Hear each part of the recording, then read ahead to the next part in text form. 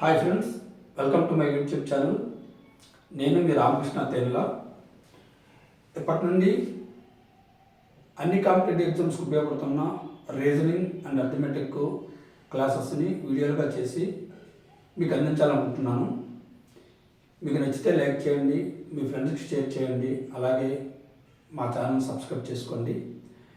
మీరు స్టూడెంట్స్ అయితే మీకు ఖచ్చితంగా ఇవి చాలా ఉపయోగపడతాయి. మీరు బాగా నేర్చుకోండి. ఒకవేళ మీరు పేరెంట్స్ అయితే మీ పిల్లలకు చాలా ఉపయోగపడతాయి, వాళ్ళకి బాగా నేర్పించండి. సో ఇప్పుడు మనం చూస్తే రీజనింగ్ అంటే లాజిక్ లేనిదే రీజనింగ్ లేదు. సో అర్థమెటిక్ వేరు, రీజనింగ్ వేరు. రీజనింగ్లో మనకి ఎంత లాజికల్ థింకింగ్ ఉంటే అంత బాగా మార్క్స్ వస్తాయి. సో మీకెంత లాజిక్ ఉందో తెలుసుకోవడానికి మిమ్మల్ని ఒక ప్రశ్న అడుగుతున్నాను, జాగ్రత్త వినండి. పింకీ వాళ్ళ నాన్నగారికి 4 కూతుళ్ళు. ఒక అమ్మాయి పేరు పావల, 2వ అమ్మాయి పేరు ₹1 3వ అమ్మాయి పేరు ముప్పావల, 4వ అమ్మాయి పేరు ఏంటి? అందరికీ ఒకటే ఆలోచన వస్తుంది. మొదటి అమ్మాయి పేరు పావల, 2వ అమ్మాయి పేరు ₹1, 3వ అమ్మాయి పేరు ముప్పావల కాబట్టి 4వ అమ్మాయి పేరు రూపాయి అని చెప్పేసి అనుకుంటారు. సో ఇది మనం డైవర్ట్ చేయడానికి ఇలాంటి క్వశ్చన్ అడుగుతుంటాడు, కానీ ఆన్సర్ వేరే. మీ అందరికీ తెలుసు, పింకీ వాళ్ళ నాన్నగారికి 4 కూతుర్లు కాబట్టి 3 కూతుర్ల పేర్లు మనకు తెలిసిపోయాయి కాబట్టి 4వ అమ్మాయి ఖచ్చితంగా పింకీ అవుతుంది. సో 4వ అమ్మాయి పేరు పింకీ. ఇలా ప్రతిరోజు నేను వీడియోలో మిమ్మల్ని లాజిక్ క్వశ్చన్ అడుగుతాను. మీకు తెలిస్తే కామెంట్ సెక్షన్లో తెలియజేయండి. ఈ రీజనింగ్ అర్థమెటిక్ ప్రతి కాంపిటేటివ్ ఎగ్జామ్స్కి అవసరం. మనం డిగ్రీలు చేసినా సరే, పీజీలు చేసినా సరే, ఏం చేసినా సరే చివరికి కాంపిటేటివ్ ఎగ్జామ్స్లో ఎక్కువ మార్క్స్ వస్తేనే మనకు జాబ్ వస్తుంది. కాబట్టి ఇప్పుడున్న ట్రెండ్లో అర్థమెటిక్ రీజనింగ్ చాలా కీలకం కాబట్టి ఈ వీడియోలు చాలా ఉపయోగపడతాయి. కంటిన్యూగా మీరు వాచ్ చేయండి. సో ఇప్పుడు మనం రీజనింగ్లో ఆల్ఫాబెట్స్ మీద క్లాస్ చెప్పబోతున్నాం. ఆల్ఫాబెట్స్ అంతా విన్నాక చివరిలో ఈ క్వశ్చన్ ఆన్సర్ చేయండి. మీరు ఆల్ఫాబెట్ సిరీస్లో M A M J J A O dash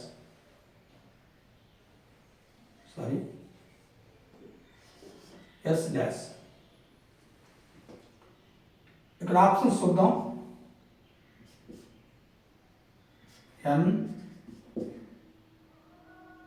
P O Z. ఒకవేళ 5th ఆప్షన్ ఉంటే నన్నా తీసుకోవడం ఉంటుందండి. సో ఇప్పుడు నేను 4 ఆప్షన్స్ ఇస్తున్నాను. ఈ 4 ఆప్షన్స్లో ఏది రైట్ ఆన్సర్ మీరు వీడియో చివరి వరకు చూశాక దీనికి ఆన్సర్ చేయండి. మీకు ఒకవేళ ఆన్సర్ వస్తే కామెంట్ సెక్షన్లో తెలియజేయండి. ఒకవేళ తెలియకపోతే నా నెక్స్ట్ వీడియోలో దీనికి ఆన్సర్ చెప్తాను. Thank you friends.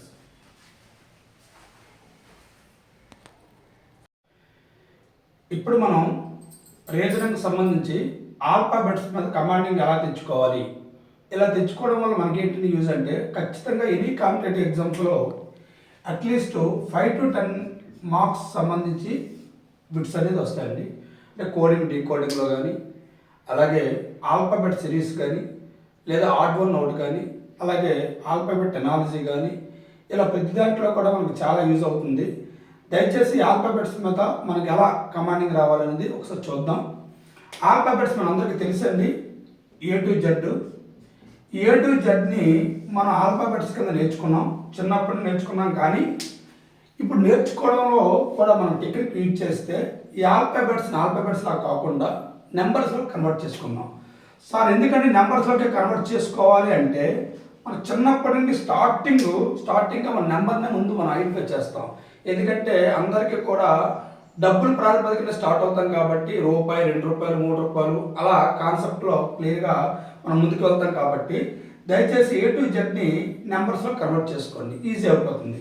సో ఇప్పుడు చూద్దాం నెంబర్స్లో ఎలా అంటే A1 B2 C3 D4 E5 F6. ఇంతవరకు ఈజీగా గుర్తుంచుకుంటామండి. A1 B2 C3 D4 E5 F6 E5 D4 C3 B2 A1. అక్కడ నుండి మనం ఎలా నేర్చుకుంటాం అంటే కొద్ది లాజికల్గా నేర్చుకుందాం. ఇందులో జీ బాగా అబ్జర్వ్ చేయండి. జీలో ఏముందంటే 7 ఉందండి. సో జీ ఫర్ 7 లేదా 7G బృందావన కాలనీ, మీరు సినిమా చూసే ఉంటారు. సో ఇక్కడ 07 లేదా 7G బృందావన కాలనీ. అలాగే హెచ్ ఎలా రాయొచ్చు అంటే ఇలా మనం కలిపేస్తే 8లా రాయొచ్చు కాబట్టి హెచ్ ఫర్ 8. ఐ ఎలా ఉంది, ఇలా మనం 9లా చేసుకుంటే 9. జేని రాయొచ్చు కాబట్టి పైన 0 పెట్టాం అనుకోండి, జే ఫర్ 10, ఇలా క్రాస్గా చూడండి, జే ఫర్ 10. కే ఇక్కడ 2 గీతలు ఉన్నాయండి. అంటే మనం మార్కర్ని పైకి లేపకుండా లేదా పెన్ను పైకి లేపకుండా మనం 2 వాల్యూస్ రాయొచ్చు. సో ఇలా రాస్తే ఇక్కడ 2 లైన్స్ ఉన్నాయి కాబట్టి 11. ఓకే. ఎల్ చూడండి జాగ్రత్తగా, ఇది 2లో రాయొచ్చు కాబట్టి 12. ఎం ఇలా చూడండి క్రాస్గా 3లా ఉంది కాబట్టి అది 13 అండి. M for 13.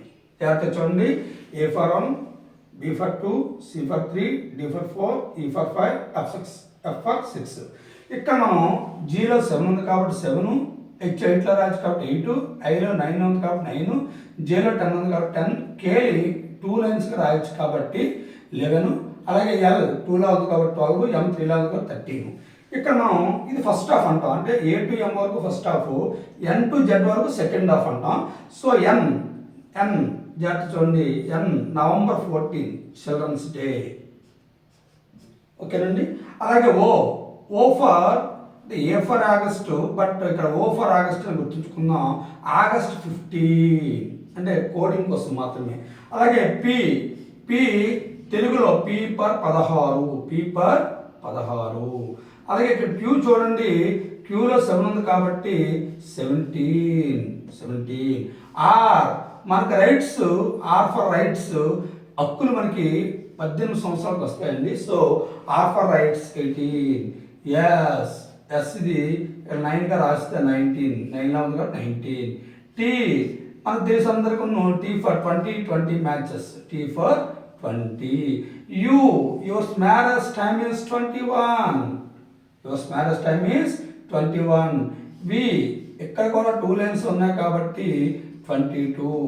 డబ్ల్యూ బాగా అబ్జర్వ్ చేయండి, ఎం 3లా ఉందన్నప్పుడు 13 రాసాం. సెకండ్ హాఫ్లో డబ్ల్యూ కూడా మనం క్రాస్గా చూస్తే 3లా ఉంది కాబట్టి 23.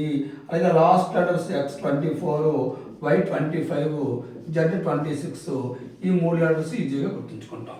సో ఇవి బాగా నేర్చుకుంటే మనకి ఖచ్చితంగా 5 to 10 మార్క్స్ ఈజీగా వచ్చే అవకాశం ఉందండి. మరొకసారి చెప్తున్నాను, ఇక్కడ A for 1, B for bat అంటే 2, సి 3, డి 4, ఈ 5, ఎఫ్ 6. జీలో 7 ఉంది కాబట్టి 7, హెచ్ 8లో కాబట్టి 8, ఐలో 9 ఉంది కాబట్టి 9, జేలో 10 ఉంది కాబట్టి 10, కేలో 2 లైన్స్ ఉన్నాయి కాబట్టి 11, ఎల్ 2లా ఉంది కాబట్టి 12, ఎం 3లా ఉంది కాబట్టి 13, N November 14 children's day, O August 15 independence day, P for 16 తెలుగులో, క్యూలో 7 ఉంది కాబట్టి 17, ఆర్ మనకు రైట్స్ 18 వస్తాయి కాబట్టి ఆర్ ఫర్ రైట్స్ 18, ఎస్లో 9 ఉంది కాబట్టి 19, tea for 20 matches, your marriage time is 21, వీలో కూడా 2 లైన్స్ ఉన్నాయి కాబట్టి 22, డబ్ల్యూ కూడా 3లాగా ఉంది కాబట్టి 23, ఎక్స్ 24, వై 25, జెడ్ 26 ఈజీగా ఐడెంటిఫై చేసుకున్నాం. సో ఇప్పుడు మనం ఏ టు జెడ్ 1 to 26 ఎలా రాస్తాము, at the same time back to front కూడా, అంటే జెడ్ టు ఏ కూడా మనకి అలాగే రావాలి. రివర్స్లో కూడా మనకు రావాలంటే జెడ్ బ్యాక్ నుండి వచ్చాం అనుకోండి, ఫస్ట్ లెటర్ బ్యాక్ నుండి ఫస్ట్ లెటర్, దీన్నే ఫ్రమ్ రైట్ సైడ్ అంటారు. This is first from left side. So మనకి కుడివైపు నుండి వస్తే జెడ్ అనేది ఫస్ట్ లెటర్ కింద వస్తుంది. అలాగే మరి ఎడమవైపు నుండి వస్తే జెడ్ ఎన్నో లెటర్ అవుతుందండి 26. ఈ రెండింటికి కూడా కోఇన్సిడెంట్ క్లారిటీగా మనం తెలుసుకోవాలి. ఎందుకంటే జెడ్ అనేది నార్మల్గా 26, బట్ రివర్స్లో వస్తాడు కల్లా 1. ఇది ఎలా వచ్చిందో బాగా ఐడెంటిఫై చేస్తే టోటల్ లెటర్స్ 26 కాబట్టి 26ని 27 కింద మనం మార్చుకోవాలి. సో 27లో నుండి ఈ జెడ్ వాల్యూ ఎంతైతే ఉందో దాన్ని తీసేస్తే 1 అండి. ఫర్ ఎగ్జాంపుల్ టీ అనేది నార్మల్గా మనం ఎలా రాస్తామండి, టీ ఫర్ 20, బట్ అది రైట్లో మనకు కావాలంటే ఇప్పుడే మీకు చెప్పాను, ఏ లెటర్ మనకు రైట్లో కావాలన్నా రివర్స్లో కావాలన్నా 27లో నుండి దాని వాల్యూని తీసేసేయండి. సో 27లో 20 తీస్తే 7 అంటే మీరు లెక్క పెట్టండి, రైట్ నుండి 1 2 3 4 5 6 7. సో T7 బ్యాక్ నుండి. అలాగే ఫర్ ఎగ్జాంపుల్ n నార్మల్గా అయితే 14, n నార్మల్గా లెఫ్ట్ నుండి 14. అలాగే మనకు రైట్ నుండి కావాలనుకోండి, మళ్ళీ చెప్తున్నాను 27లో నుండి 14 తీసేసేయండి, 13. లేదా ఇంకా ఈజీగా చేయాలనుకుంటే ఈ 14కి ఎంత యాడ్ చేస్తే 27 వస్తుందో ఐడెంటిఫై చేసుకుంటే 14కి 13 యాడ్ చేస్తే 27 వస్తుంది.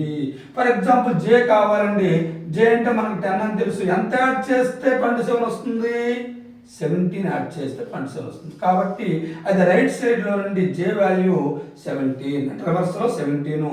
అలాగే లెఫ్ట్ నుండి కానీ మనం నార్మల్గా కానీ జే వాల్యూ 10. మరి నేర్చుకోవడం మనకి ఏంటంటే యూజ్ అనేది కూడా మనం ఐడెంటిఫై చేయొచ్చు.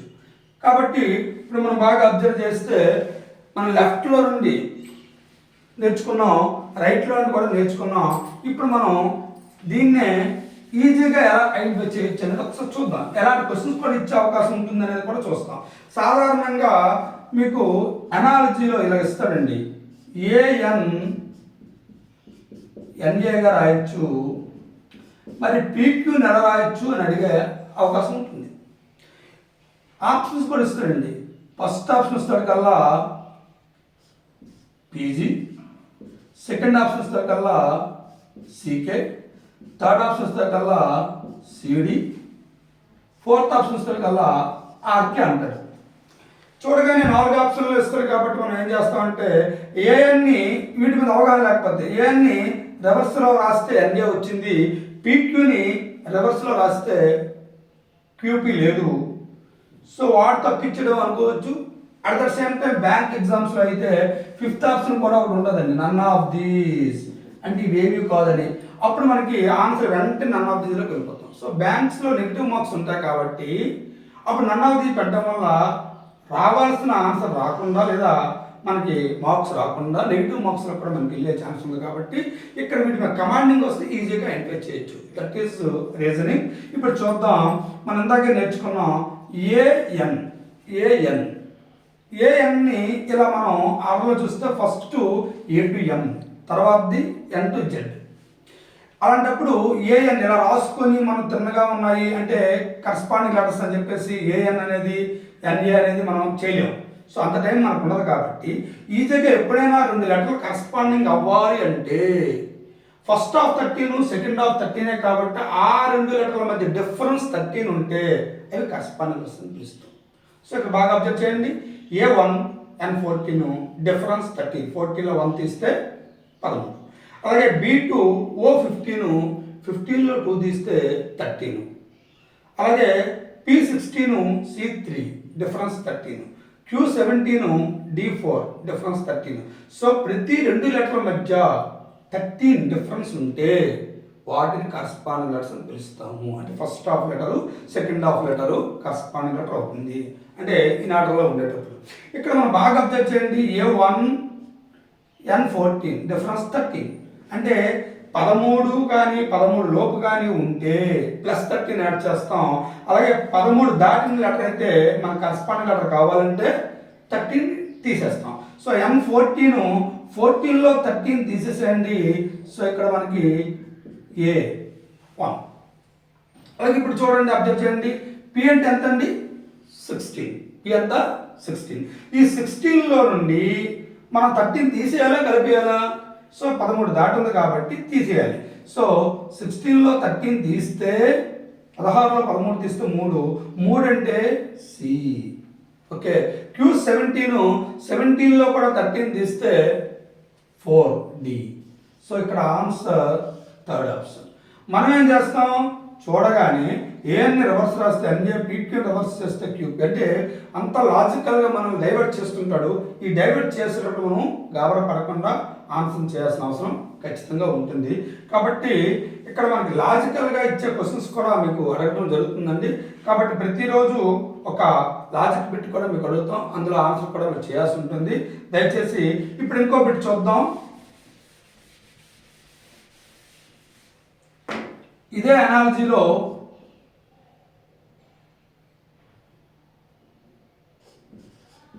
MN is written as NM అంటే ఎంఎన్ని ఎన్ఎంగా రాస్తే పీక్యూని ఎలా రాస్తావు అని అడుగుతాడు.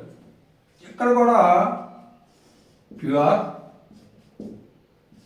సీకే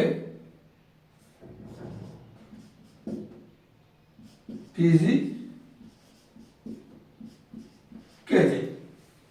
ఇంకా అడిగితే ఫిఫ్త్ ఆప్షన్లో నన్ ఆఫ్ దీస్ కూడా ఉంటుంది.